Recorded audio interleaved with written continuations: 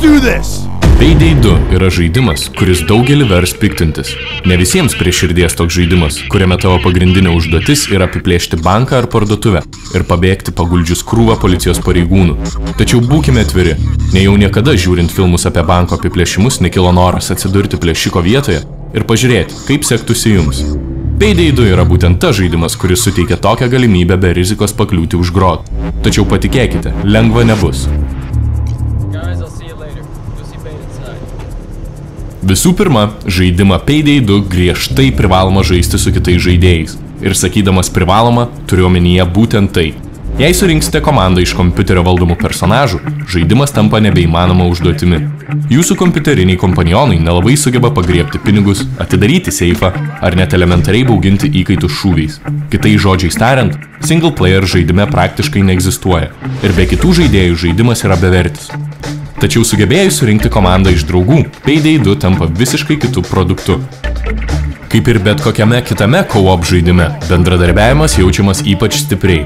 4 tobulai savo užduotis atliekančių žaidėjų komanda gali pasiekti tobulą rezultatą – apšvarinti banką, net nesugebėjus atvažiuoti policijai. Žinoma, daugeliu atveju policijos išvengti nepavyks.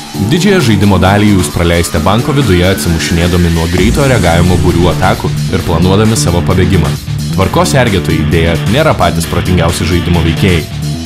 Vienintelis protingas elgesys yra jų mėginimas pulti jūs iš užnugario, bet ir šį jų taktinį manevrą perprasite ypač greit.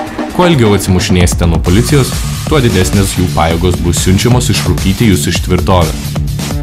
Kaip tik tuo metu, kai jums baiginėsis amunicija, besmegeniškos SWAT bangos taps kažkuo panašiu į žaidimo Left 4 Dead zombių išpuolius. O jei švarindami banko saugyklas netaupysite laiko, neilgai trukus pamatysite ekrane piktą policininką vanojantį jums kailį. Pavykus pasprukti ir baigus misiją, žaidimas jūs dosniai apdovanos. Savo pinigus galėsite išleisti geresniai amunicijai. Taip pat galėsite pasigražinti savo kaukę ar patobulinti jums jau prilipusi prie rankos ginklą.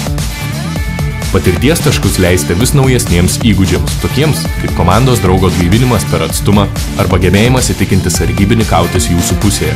Žaidime rasite galybę skirtingų opcijų, kaip vystysite savo plėšiką. Tai padaro Payday 2 labiau panašesnį į šaudyklę su didelė porcija RPG. Žaidimas suplaka 2 žanrus į vieną ir tai atlieka tikrai kokybiškai. Techninė žaidimo pusė dvejopa. Vieną kartą jį jūs verčia žavėtis, kitą kartą norite išjungti monitorių ir garsiai susikeikti. Štai, pavyzdžiui, žaidimo aplinka.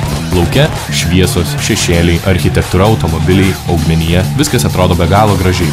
Tačiau tik įžengus į banko vidų pasijauti lyg papuolės į kitą pasaulį. Žaidimo grafika tampa panašiai žaidimų, kurie buvo kurti prieš 10 metį. Negana to, nervus tampa ir žaidimo klaidos. Vaikščiojimas kiaurai žmonės, įkaitų kojos įstrigusios staluose ir nematomos sienos priartėjusios prie žemėlapio ribos. Visa tai neprideda kietumo taškų žaidimui. Tačiau už garsą Payday 2 galima pagirti.